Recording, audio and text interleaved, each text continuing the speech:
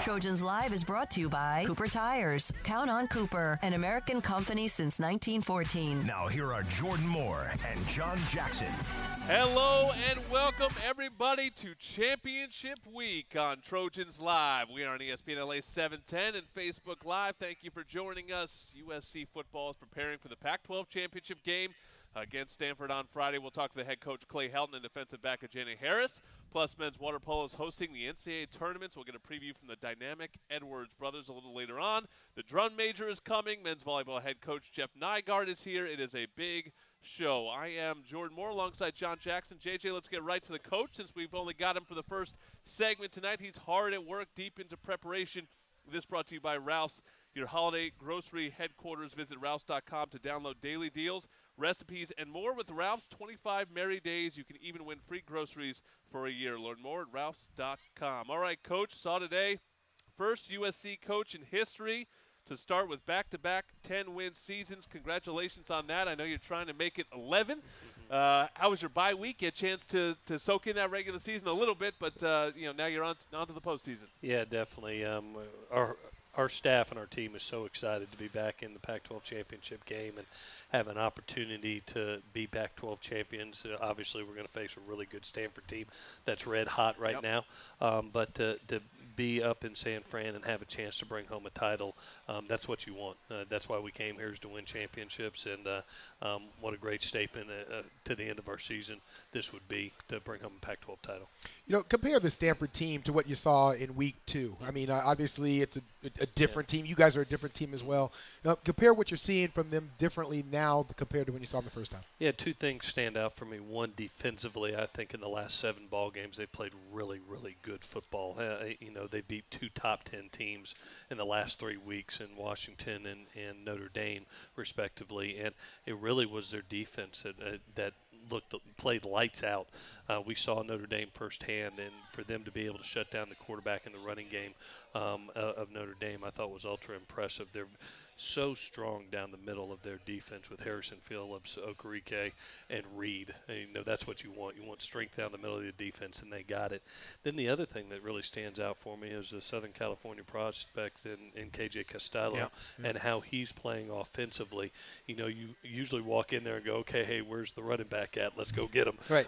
But right now, KJ's playing really good football through 4 touchdowns against Notre Dame to some really tall, big targets outside, both tight ends and wide receivers.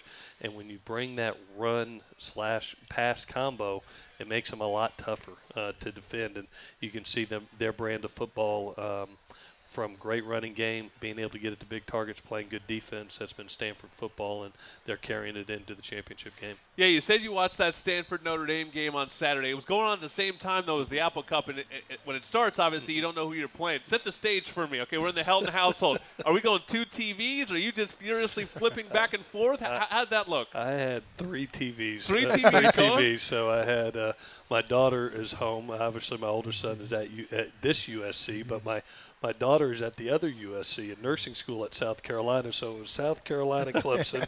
Okay. It was Apple Cup as well as Notre Dame Stanford on 3 different TVs, and I was going back and forth, loving every second of it. Yeah, so were you just enjoying and saying, hey, okay, I'll watch the game film later, or are you taking notes and thinking your way through it? No, definitely. I was not a good I will admit it. I was not a good daddy or husband. I was writing down notes as hard as I could. The first time you played them, Love had 160 yards, but most of it was on, one big long run. For the most part, you contained them. I mean, you didn't stop him, but you contained him. How much better is he? I mean, we saw him sort of rise in the Heisman Trophy rankings, midway through the season. He's really good, and I know that's an issue. What a warrior. I'm with David. If there's a guy more valuable to his team with a hurt ankle over the last 5 or 6 ball games, just absolutely amazing what that young man has done. And he carries that football team. He just wills them to win. He's very, very impressive. Not only one of the better players in our league, but one of the better players in the country. What are the challenges, the very NFL style of having to game plan against a team twice in the same season? I mean, obviously it worked the first time, so you go, well, why would I change anything? It worked perfectly, but they're going to make changes and adjustments. So take us in the sort of machinations of all that. Yeah, definitely. One of the things that comes up is personnel now. Right. You know exactly where their strengths are, what maybe some areas of weakness is, and where you didn't hold up very well, or maybe where you were strong. So personnel matchups really stand out. The second thing is you try to take. We were both young teams early in the season right. when we first played, and you see how a team progresses and where they're leaning on their strengths, and you try to watch that story play out from when we played them in Game 3 to where we are now in the championship, and see where they've gone to as a football team. So, obviously, I think when you're in Game 13 of a season, you lean on what you do, what your strengths are. You don't try to reinvent the wheel. Right. You try to do the things that your football team are good at, and I would imagine that's what they're going to do. That's what we'll do. Coaching matchup with David Shaw. I know you have a ton of respect for him, but what is it about him in particular, or his game plan or scheme, that makes him as successful as he's been? I think he's ultra patient. I really do. He leans on the run game. He believes in the run game, and it's one of those things that he's not going to give up on. He doesn't get frazzled maybe early when things aren't working, and then all of a sudden you look up, you're not going to see 50 passes right. from Coach Shaw. Right. He's going to lean on trying to shorten the game. Everybody's averaging, I think, 67 plays of offense right now with him. He's going to try to manipulate, the time of possession and really give you few opportunities and try to make you lose the game. Try to make you, you get impatient and do some things that maybe are out of character for your football team. So I think his patience and his poise speak volumes to me. All the talk is about how much better Stanford has gotten since September, but USC's gotten a lot better since September too. Where do you think your team has improved the most since the last time Stanford saw you? I think our offensive skill positions not only have gotten healthy, but have developed. I think of a Tyler Vaughn's that's developed, a Michael Pittman that's really coming on the scene, getting a healthy Stephen Mitchell back, Deontay's Deontay, getting a healthy Daniel Amorte-Bebe back, and that chemistry that has developed between Sam and that unit. Now you look up, and I think we're the number 2 in passing efficiency right now, and having about 280-something yards worth of pass offense a game to go along with our run game. So that's probably been the biggest improvement that we've had, is being able to create that balance and really being able to, when we need to, trust the chemistry of our skill positions. How has the tempo of practice been? Because I know that obviously you had the week off, and so obviously you let guys rest and everything. But this is Stanford, and you know that it is not going to be a finesse game.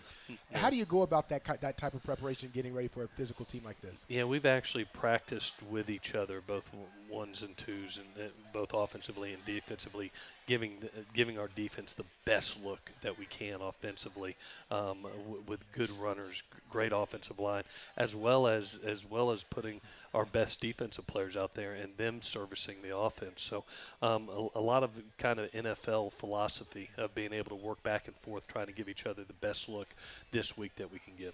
This is a 2-year anniversary for you, basically, when you got named the head coach and then went into this Pac-12 championship game. In that time, how much have you learned? How different are you as a head coach than the guy that walked into Levi's 2 years ago? Night and day. And still a work in process. I believe what my daddy taught me: don't ever stay stagnant. Don't ever think that you have arrived. Try to outwork everybody and try to find something you can get better at each and every day.